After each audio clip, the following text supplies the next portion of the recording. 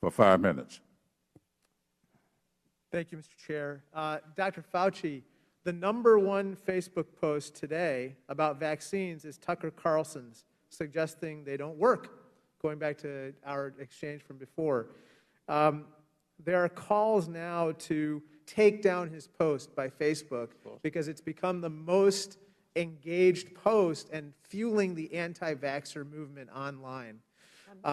Would you, it seems appropriate given what big tech needs to do to take down these anti-vaxxer claims, to take down Tucker Carlson's Facebook post as well. What do you think?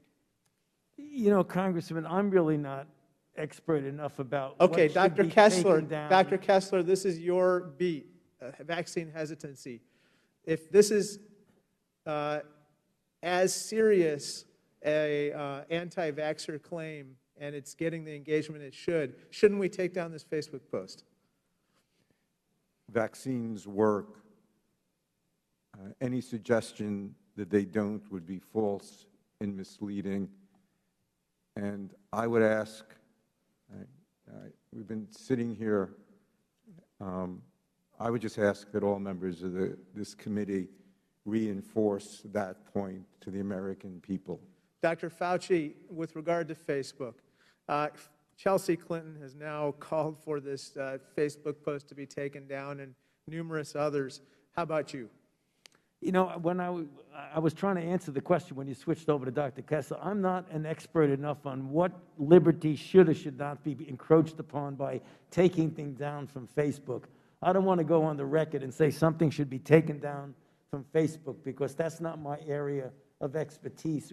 What one can or cannot take down from Facebook. I can comment that I certainly disagree with what he said, and I made it very clear that I disagreed with what he said. And should he retract his statements?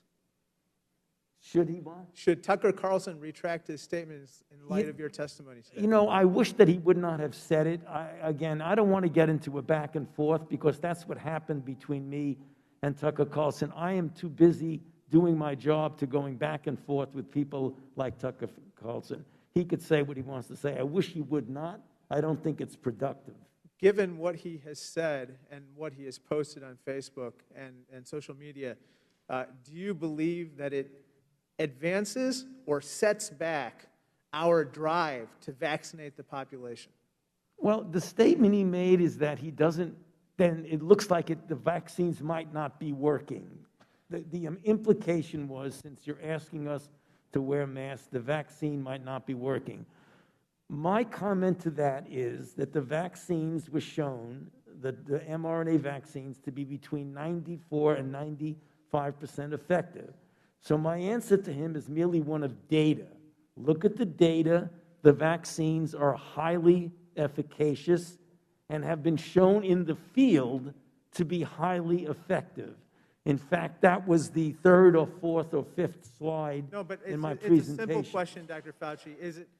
Are his statements advancing the cause of getting us to the point where we can remove our masks and, quote unquote, exercise our liberties, or are we now setting back the program of getting to that stage? His statements are certainly not advancing the cause of trying to get as many people vaccinated as quickly as we possibly can. Dr. Kessler, you said that each week we're going to be delivering, or we are delivering 28 million doses of vaccine.